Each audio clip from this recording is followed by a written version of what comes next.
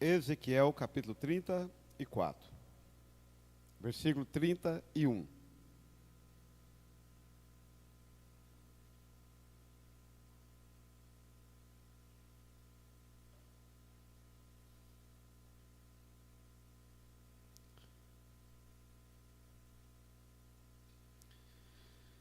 Acharam?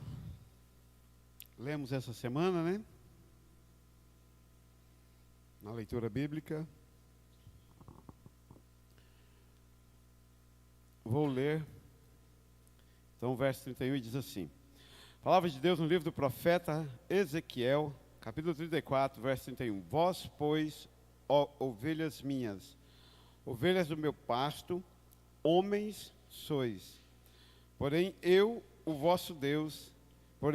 sou o vosso Deus, diz o Senhor Deus. Pai, te dou graças, eu te honro, eu glorifico a ti, tu és santo, Deus de poder, meu Pai. Deus, toma-nos em ti, toma-nos na tua presença, Pai, em nome do Senhor Jesus. Amém. Nós vamos pensar um pouco sobre esse capítulo inteiro, mas vamos começar do último versículo. No último versículo, eu achei um trocadilho muito interessante de Ezequiel. Ele escreve: Vós, pois, ó ovelhas minhas. Aliás, Deus falando, né?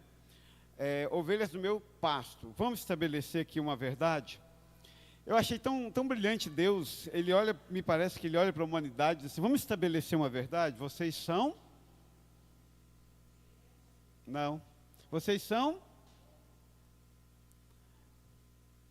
Olha o versículo. Vocês são? Vamos lá de novo. Vós, pois, ovelhas minhas, ovelhas do meu pasto. O que vocês são? O que vocês são? Gente, que homem mais desmasculado. Homens! O que vocês são? Eu sinto Deus chamando a humanidade aqui e estabelecendo. Vamos clarear as coisas? Vamos pôr o pingo nos is. Vocês são homens. Me parece que não precisa mais ter sermão depois de entendido isso. Homem, pecado, pecador, caído, destituído da glória, digno do inferno, habitante das trevas, homem pecador, distanciado de Deus, enfim, e tudo aquilo que a palavra de Deus e a nossa experiência como humanidade nos conta que nós somos. Vocês são homens. E, aliás, me parece que a maior bagaceira do ser humano é exatamente todos os momentos que eles acham que eles são super-homens, que eles não são homens, que eles são deuses, semideuses, super-homem. E aí ele estabelece, então vamos lá deixar claro o que acontece. Acontece que vocês são homens e eu sou vosso Deus. Me parece que aqui dá uma ruptura do engano humano muito profundo. Vamos deixar claro uma coisa: vocês são humanidade e eu sou Deus. E aí dentro desta humanidade eu pego e chamo de meu rebanho. Eu acho interessante a estrutura do capítulo 34, porque no verso 31, então, ele faz esse esclarecimento. Vocês são meu rebanho.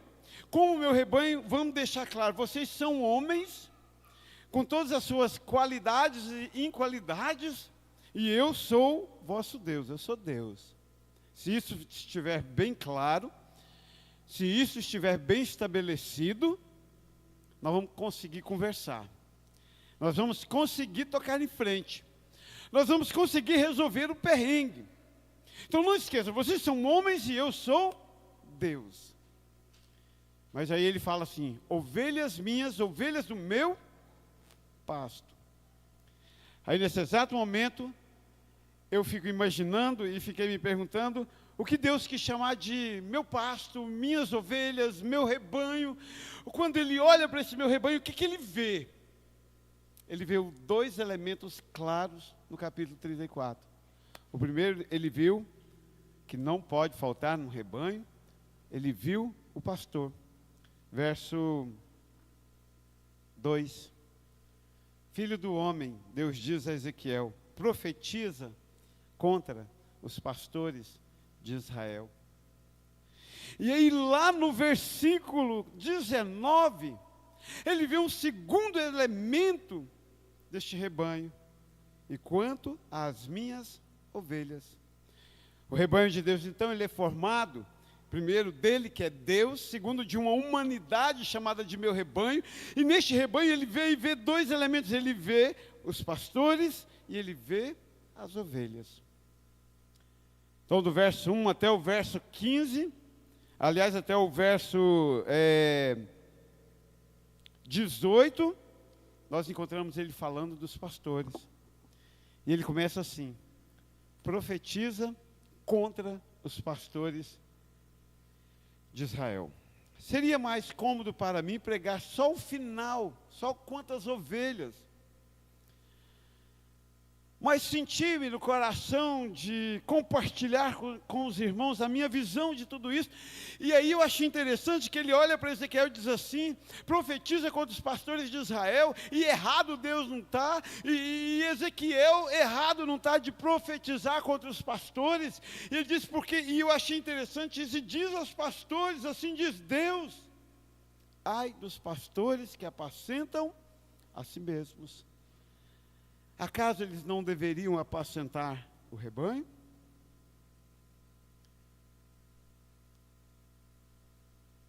Eu comecei nessa vida de igreja em 1990. Então fez 34 anos, esse ano faz 34 anos que eu, diríamos assim, trabalho em igreja.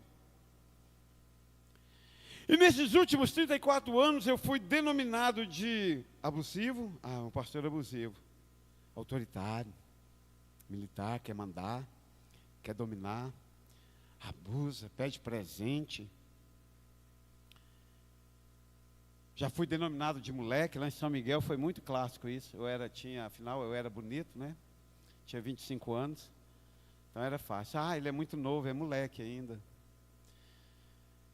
De corrupto, E aí, de repente, você se pega acreditando em tudo isto.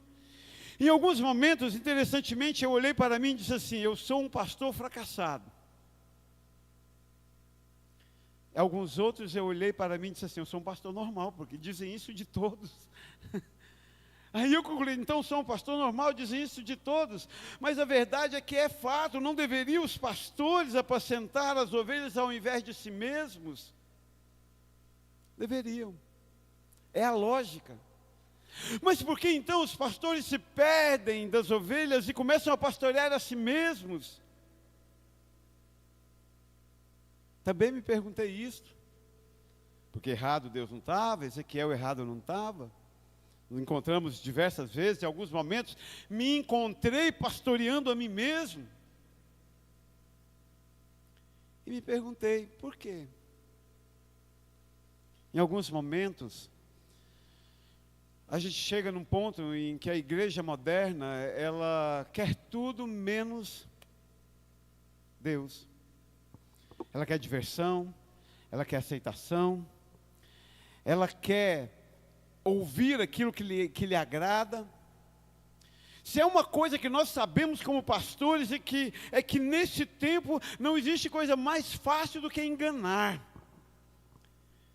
Se quiser enganar um grupo, uma multidão, é só começar a falar aquilo que lhes agrada.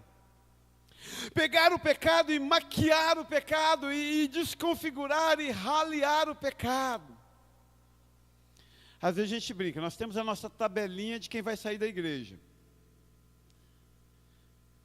Há exatos 22 anos, nós estamos aqui em São Miguel. São Miguel não, São Miguel foi antes, né? Aqui em Goiânia, São Miguel ficamos 5 anos. Então, nesses últimos 22 anos, ninguém nunca nos pegou de surpresa ao sair da igreja.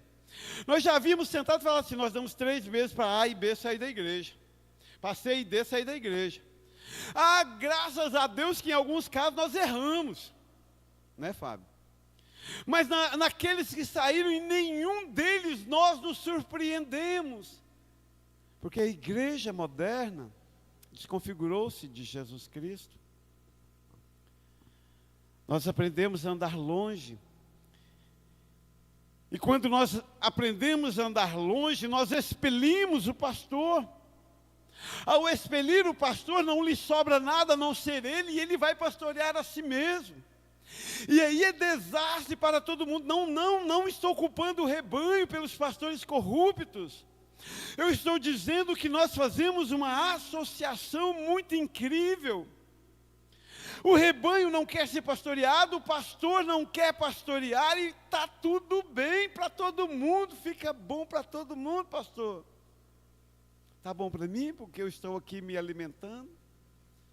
Está bom para você, porque não tem ninguém pegando seu pé. Nós nos tornamos, a igreja do Brasil tornou-se uma igreja fraca. A igreja moderna tem se tornado uma igreja fraca, ao ponto de que hoje é uma discussão até imoral discutir se vamos negar Jesus ou não. No dia da tribulação, essa semana ouvi, assisti o testemunho de um pastor que foi executado no Irã, porque ele nasceu muçulmano, se converteu, abriu uma igreja no Irã, foi descoberto, foi julgado, e por 3 anos a ONU tentando intervir, mas não conseguiu, e ele foi simplesmente executado porque não negou a Cristo, com seus 2 filhos pequenos assistindo. E eu me perguntei, se fosse eu, mas a igreja deste tempo perdeu a condição de amar Jesus acima de todas as coisas, por ser uma igreja fraca, por querer que se fale aquilo que lhe convém, por induzir e convidar e dar espaço aos seus pastores para apacentarem a si mesmos. A igreja do Brasil entra num caminho desastroso, num caminho que a igreja americana entrou há uns 30 anos atrás, e hoje os Estados Unidos. Pasmem vocês, mas nas igrejas batistas dos Estados Unidos, boa parte delas, na escola bíblica, entre a lição e o culto, há um intervalo de 15 minutos para os irmãos saírem e fumar lá fora, porque não é ético fumar dentro do templo. Nós chegamos nesse ponto de uma igreja lá, nossos pais da fé, aqueles que trouxeram a fé para o Brasil. Hoje, igrejas no Brasil, aqui em Goiás, aqui igrejas nossas, os jovens terminam o culto de sábado da juventude e vão para as adegas tomarem vinho. Porque é tão fácil, é tão bom eu me convencer de que Jesus tomava vinho, o vinho que Jesus tomava é esse vinho que tem hoje, alcoolizado, é tão simplório. E nós vamos inventando, e nós vamos nos iludindo, e os pastores vão se iludindo. Nunca se houve tantos escândalos pastorais como neste tempo, pastores que apacentam a si mesmos. São usurpadores da fé. E a igreja vai se desconfigurando.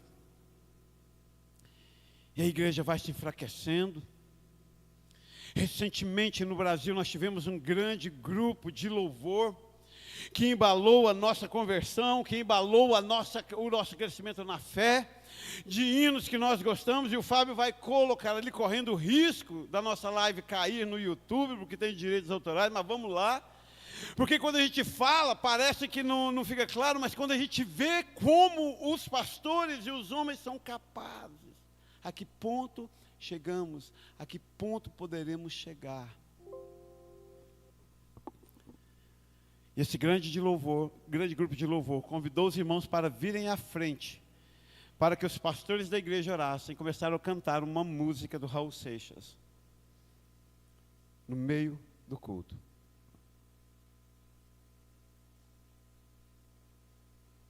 Os pastores, eles vão orar por você, por algo que você fala, estou sem chance, está impossível.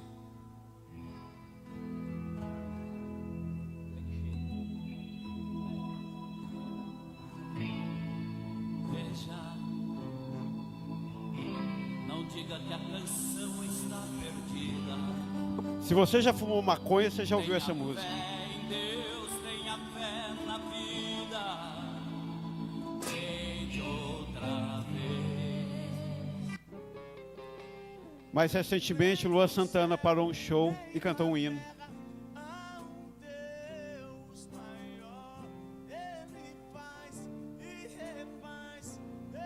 Famoso sertanejo religioso.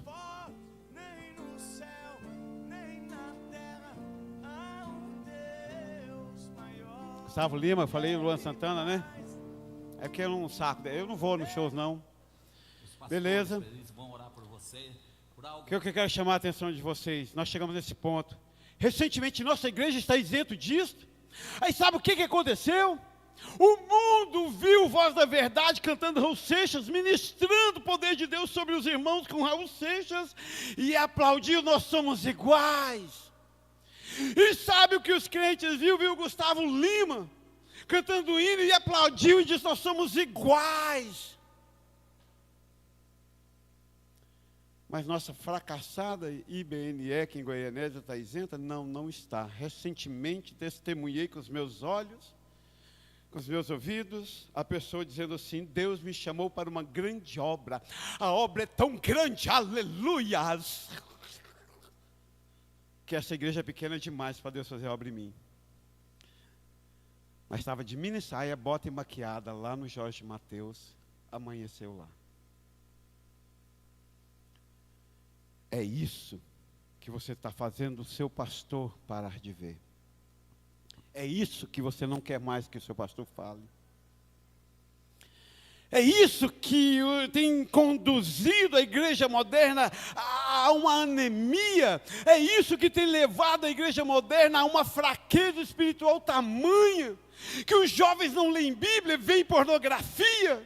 Que os jovens não leem Bíblia, eles assistem videogame. Bebem, fumam, usam drogas. Livremente. Porque está mais cômodo fingir que a gente não vê e deixar como é que está para ver como é que fica. E a igreja vai se misturando, como foi nos Estados Unidos, como foi na Europa, até chegar a um ponto que talvez a IBNE um dia terá um momento, a hora que faz o louvor das crianças, aí terá 15 minutos para vocês fumarem lá fora. Lembra que no passado eu falava, quando os maridos ímpios vinham amarrar o culto, que eu tinha vontade de fazer um botequinho lá na grama, pôr umas mesinhas, servir uma cervejinha gelada, para eles, já que eles vinham, para eles ficarem lá e não amarrando o culto aqui dentro. Quem sabe, eu acho que nós estamos perto da minha profecia. Mas sim, Deus olhou para os pastores e disse, ai dos pastores que apacentam a si mesmos, que estão dizendo que há paz quando não há paz. Mas vem cá, você acha que é fácil aguentar o seu bicão, cada vez que a gente tem que te exortar? Não estou defendendo a classe pastoral, estou dizendo que nós estamos entrando num conjunto, numa parceria satânica de que a gente finge que não vê e você fica do jeito que está bom. É escandaloso falar que alguém não é crente. Oxe, não se converteu. É escandaloso, ofensivo dizer que alguém não tem ministério, não move uma paia no reino de Deus, mas se auto-intitula com ministério. E nós temos uma resistência para que os pastores se calem. E os pastores vão gostando. E vão apacentando a si mesmos. Aí eles pegam, no verso 3, e comem a gordura, tiram a lã, matam. Aqui está boa a cevada. Fazem tudo, mas não apacentam, no verso 3, as suas ovelhas. No verso 4. E eu me peguei assim recentemente, portanto, esse texto falou demais comigo. A fraca, a gente simplesmente perde a vontade de fortalecer.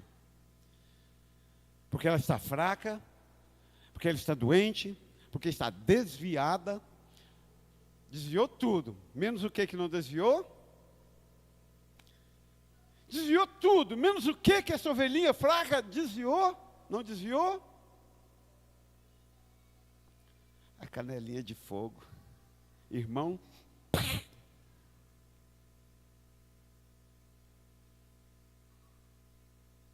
se eu ganhasse R$10 por coisa que eu tomo, eu podia deixar um período na escola. Dava para mim viver com a mesma qualidade de vida. Incrivelmente, está escrito até na cara daquela que está fraca, não me perturbe, eu sou o cara, esse cara sou eu. Mas eu acho incrível que Deus não olha para essa circunstância, Ele bate firme em relação às pastores. No versículo 10, Ele diz assim, assim diz o Senhor Deus, diga aí Ezequiel, eis que eu estou contra os pastores. Verso 10, Aí eu fiquei me perguntando, mas Deus, espera aí, me ajuda. Nós chegamos nesse ponto, que não pode mais falar que é ímpio, que é endemoniado.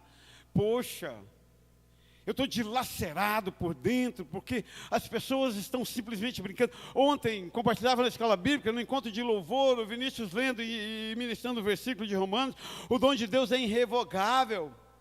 Caramba, eu tenho assistido, está aqui, pastor, olha, Deus me chamou para cantar um dia eu subi no louvor e chorei, mas eu estou ocupado demais. Estamos aqui, ó, não vou cantar mais não, tá? Preciso de um tempo. Vou passar um tempo lá no Sanatório Espírita de Anápolis para espairecer.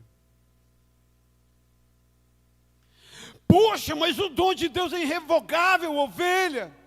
Tá, que Deus está contra quando eu me calo, e eu me senti nisso porque eu venho dizendo para vocês que eu havia me calado. Aliás, eu estou calado, eu estou dizendo ok demais, mas ainda não fui movido por Deus para parar de dizer ok. E aí eu senti Deus olhando para mim dizendo assim, eu estou contra você, companheiro. Que está dizendo ok.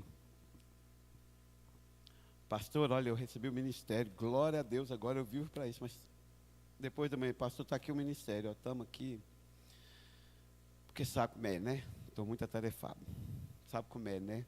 A igreja não está fazendo o que eu quero não, sabe como é, né? Sabe como é, né? Estamos aqui. Caramba, eu fico no vale da decisão, segundo o profeta menor.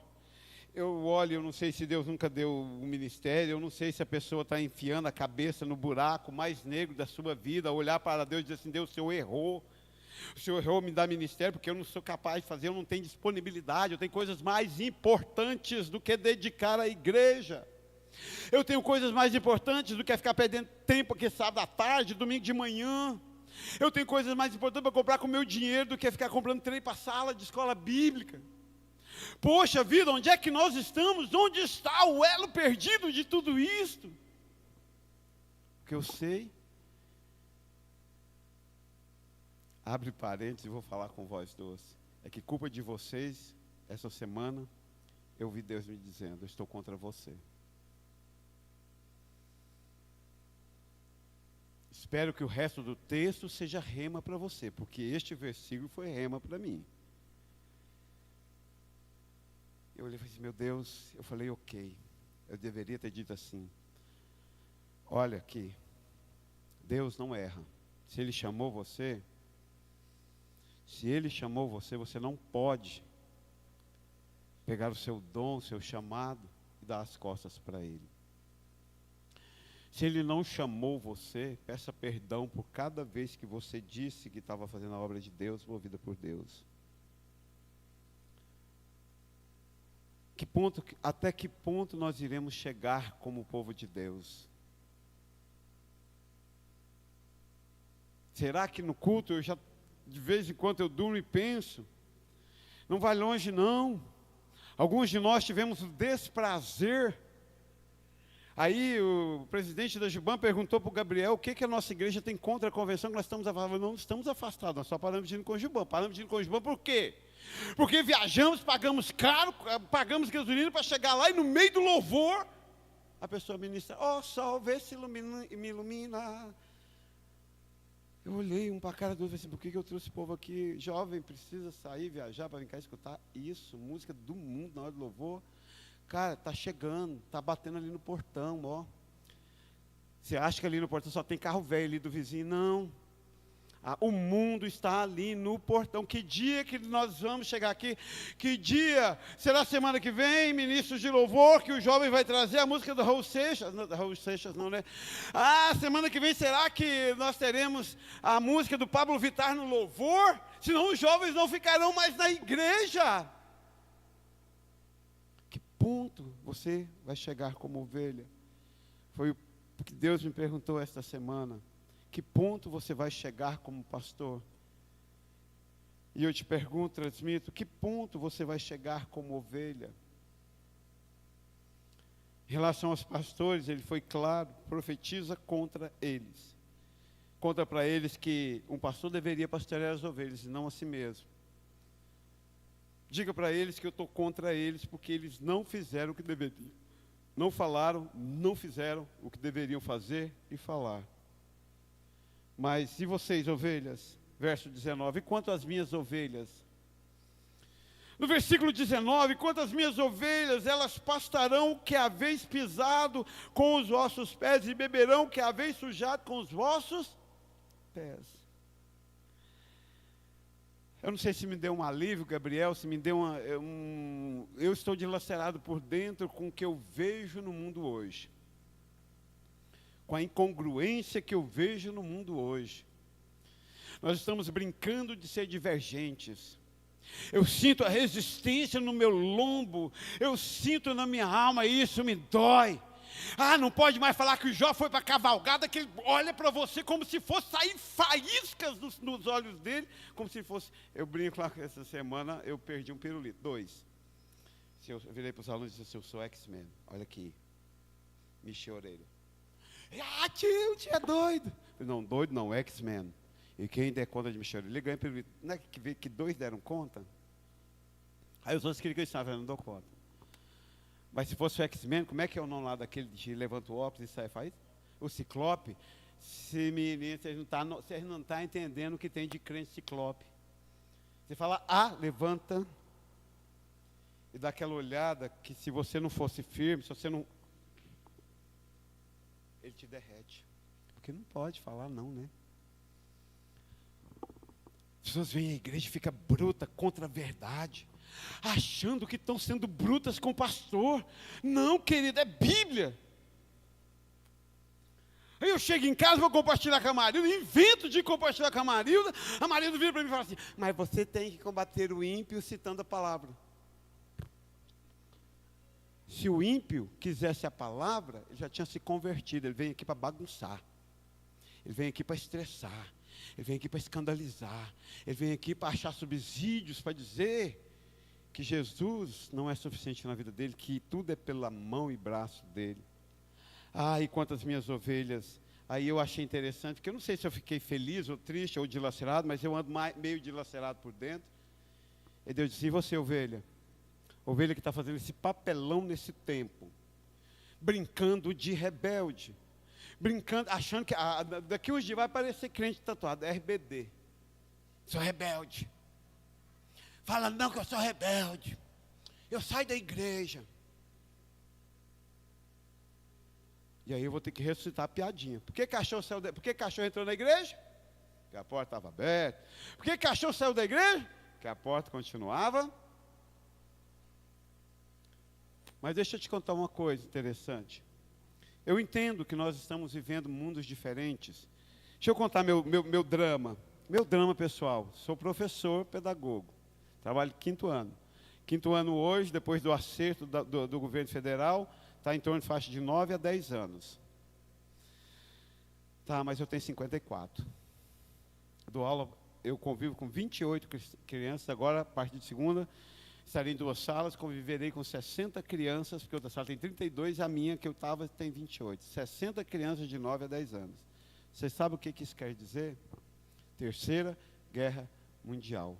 Nós somos completamente diferentes, de mundos completamente diferentes.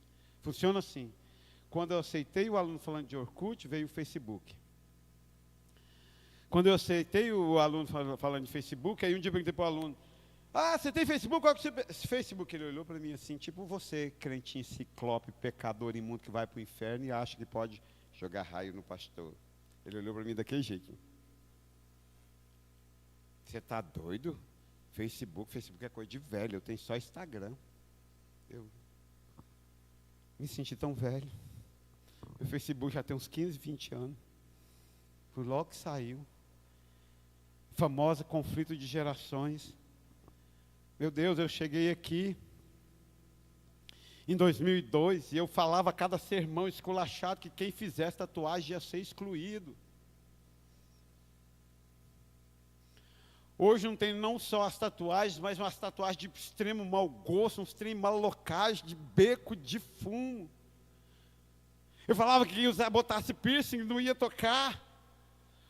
Hoje tem piercing até no fiofó, ainda bem que a gente não vê.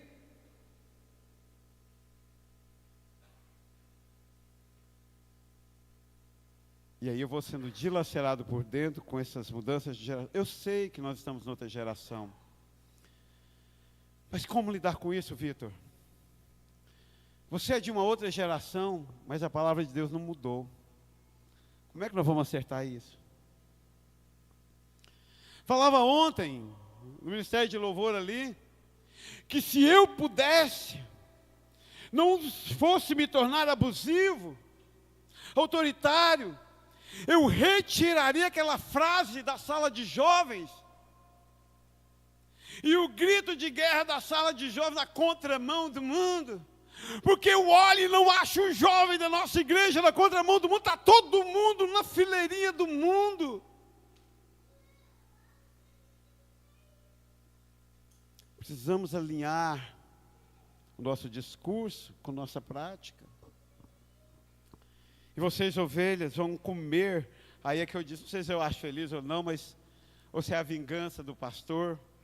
Mas olha o que Deus diz: e quanto às minhas ovelhas, elas pastarão o que haveis pisado, e com os vossos pés, e beberão o que haveis sujado com os vossos pés. O que isso quer dizer? Quer dizer que a ovelha vai comer exatamente aquilo que ela pisou, ela vai beber exatamente aquilo que ela pisou, ou seja, a sua vida, a sua marvada vida, vai ser exatamente aquilo que você procurou na sua rebeldia, no seu achar que era Deus, no seu engano de não saber que você é homem, pecador, que precisa dele, que somente ele é Deus. Aí você vai andar. Aí você vai pisar naquilo que você vai comer. Aí você vai ser simplesmente entregue aos desígnios do seu coração. Ali, literalmente, você cai na caçapa da lei da semeadura, da qual Jesus nos ensina. Aquilo que o homem semeia, aquilo ele colhe. Se colhe para a vida. Não, pastor, mas eu não sou homem não, eu sou um semideus, eu sou super-homem. Aí sabe o que eu faço? O que eu tenho feito muitos anos da minha vida, tenho sentado e esperado. Tenho sentado e esperado. Aí a gente vê filhos, empregos, futuros, a tão sonhada medicina, a tão sonhada advocacia, se tornando em caixa do mercado do Brasil. Não é indigno, não. Só que nós fomos chamados para coisas maiores, temos capacidade, potencial, mas temos escolhido a rebeldia ao invés de ouvir a voz de Deus. Ele olha e diz assim: eu mesmo julgarei, no versículo 20, por isso diz o Senhor sobre as ovelhas. Ele disse pesado sobre os pastores, mas também disse pesado sobre as ovelhas. Eu mesmo julgarei entre a ovelha gorda e a ovelha magra. Eu achei isso interessante, né? Dá uma impressão que ser gordo é ruim até nos versículos. Mas antigamente, no meu tempo de criança, uma criança magra era uma criança doente. Uma criança gorda era uma criança saudável, está viçosa. A tia da Marida fala, mas está viçosa, hein? Pode engordar 3 quilos, mas está viçosa, hein? Está gorda, está saudável. Até que a medicina nos contou que não há nada de bom na gordura, não há saúde na gordura. Vai morrer, porque é gordo mesmo. Vai perder 15, 20 anos de vida útil, porque é gordo mesmo. Aí fiquei pensando então essa ovelha gorda aqui não é ovelha bem alimentada, não. Está muito na moda dizer agora, é uma ovelha inflamada, comedora de açúcar. Inflamada. Eu achei interessante, porque ela sai, sabe? Olha o que ele diz: eu mesmo julgarei entre a ovelha gorda e a ovelha magra. Olha no verso 21, porquanto com o lado e com o ombro inflamado, cheio de gordura, dais empurrões, e com os ossos chifres escorneais a todas as fracas, até que espalhem para fora. Querido, nós estamos numa batalha boa, porque aqueles que sabem resistir, eu também sei. E o meu pacto não é com ovelha inflamada, comedora de açúcar, que vem aqui para dar show, escandalizar e dar seu showzinho particular. Meu compromisso é com a ovelha que está aqui buscando a palavra. Então, quando a ovelha gorda, inflamada, comedora de açúcar começa a dar empurrões e a chifrar, aí eu tenho 2 escolhas: ou me torno um pastor que Deus é contra, vou ficar calado.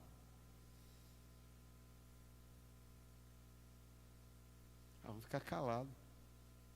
A vida não é fácil, não. Dilema é ético. Tem um irmão que não é mais irmão, provavelmente está até assistindo a live, vai saber. Que já tem 450 anos que não veio à igreja, mas não faltou um mês sem dar dízimo. Aí eu vou excluir ele agora. E ele vai parar de dar dízimo. Viu aí? Odésio Júnior, o sobrinho, né? Como é a vida de um pastor? Poxa, não é nada comercial, né? Não é nada lucrativo. Você escolhe, olha, nem trabalho não dá, porque não vem. E no exato momento que for excluído, só porque não é crente, nunca mais vai dar o seu dízimo. O que vocês me dizem?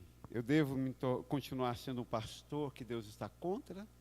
Ou começar a aplicar a verdade nua e crua? O que vocês sugerem? Vocês sugerem o mesmo que o meu eu carnal sugerir. Deixa quieto. Que mal que está fazendo? Ainda está dando lucro ainda? Sabe a coisa mais triste para mim como pastor? E já passei por isso diversas vezes, é quando o irmão sai da igreja, vai para outra igreja, ou vai para nunca vai lugar nenhum. E no mês seguinte a gente olha um para a cara do outro e fala assim, nossa, como o dízimo dele fez falta. Ele, glória a Deus que não tem que aguentar mais a chatura. Mas o dízimo dele está fazendo falta. Cara, não seja essa pessoa. Seja alguém que acrescenta, seja alguém que traz luz quando chega. Que tipo de ovelha você está sendo? Que tipo de ovelha você está sendo? Porque eu me perguntei que tipo de pastor eu estou sendo. E eu preciso compartilhar, dividir com vocês que tipo de ovelha você está sendo.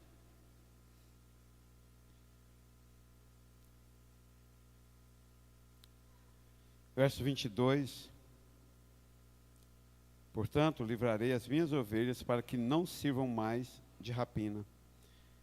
E julgarei entre ovelha e ovelha. Cara, olha que espetáculo do verso 31.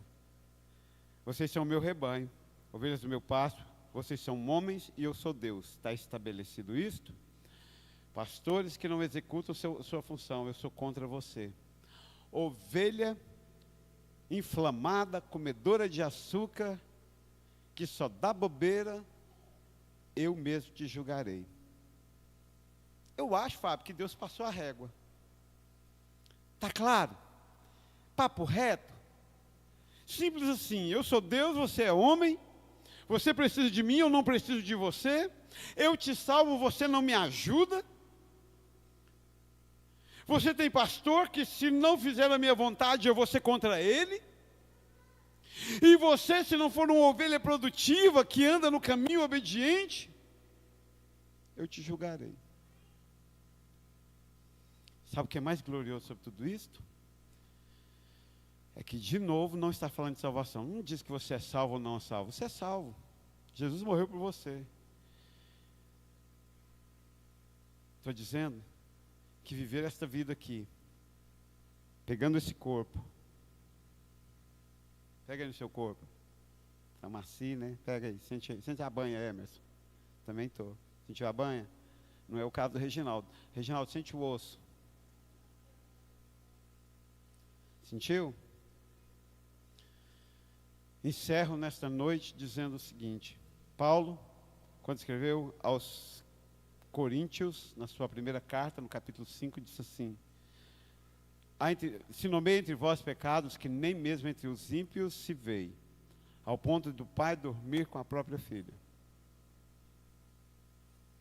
Pegue o tal, chame uma testemunha, vá lá, converse com ele, se não se arrepender, entregue-o a Satanás.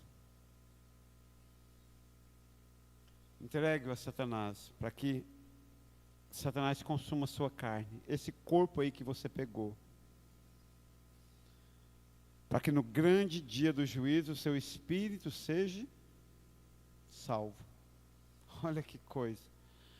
Pecado aberrador, aterrorizante, Paulo diz, não vai perder a salvação não. No dia do juízo, seu espírito vai ser salvo. mas os seus últimos dias sobre a face da terra será dilacerado por Satanás. Seu corpo, esta carne, com dores de alma, de corpo, de espírito, com feridas, com doenças, com angústias, com mal-amores, com coisas que não dão certo, com mágoas, até o último dia será consumido por Satanás. Como pastor, dói demais meu coração ver essa realidade de alguns de vós. Mas você, ovelha, como é que tem sido a sua prática de ovelha? O que eu sei dizer hoje, que eu posso realmente afirmar é: vós, pois, ovelhas minhas, diz Deus. Ovelhas do meu pasto, homens vocês são homens, não esquece disso não. Porém eu sou o vosso Deus, eu sou o seu Deus, diz o Senhor Deus. Estabelecido o papo, cada um cumpre o seu papel, como melhor lhe aprouver. Se está bom para você zombar, escarnecer de Deus, continue e colha a sua semente. Se não está bom, volte-se para Deus e sirva-o com inteireza de coração, sem reserva, sem medo, e sirva-o conforme a sua glória, conforme lhe é digno. Te dou graças, ó Pai, eu te honro. Obrigado pela tua palavra. Obrigado, Deus, pelo teu reino. Obrigado, Deus, porque o Senhor alertou que está contra mim, Pai, porque não tenho apacentado como deveria, Pai. Obrigado, Deus, porque o Senhor chama as suas ovelhas também a andarem após si, a entenderem que homens não são deuses, e que há um maravilhoso chamado do Senhor a cada um de nós. Eu te honro, abençoo a tua igreja, guarda o teu povo, faz o teu povo te conhecer cada dia, Pai. Deus, em nome de Jesus, eu abençoo cada uma vida, Pai, em um nome do Senhor Jesus. Amém. Próximos silenciosos, estamos encerrados. Guarde seu coração, faça reflexão. E a pergunta para você é: que tipo de ovelha você tem sido? Porque a pergunta para mim é: que tipo de pastor eu tenho sido?